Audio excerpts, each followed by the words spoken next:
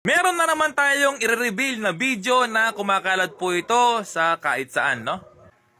Meron na naman po tayong i-reveal na video, aalamin po natin kung totoo ang napapanood natin. So bali, eto po, no? Old model na disc, yung mga CD na luma, ay gumamit lang siya ng magnetic wire.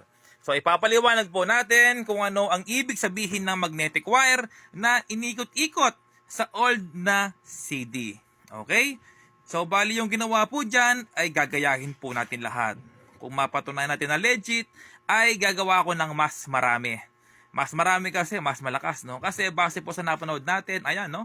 Gumamit siya ng analog multimeter. Ibig sabihin, kapag gumalaw, yung pointer ng analog ay meron nga itong output na voltage, no? So, bali, ayan. So, kalahati na po siya, no? Yung pointer ng analog. So, ibig sabihin, meron nga, no? May DC volts nga. So, ngayon, ayan, no? Pagaganahin niya yung DC motor. Tingnan natin.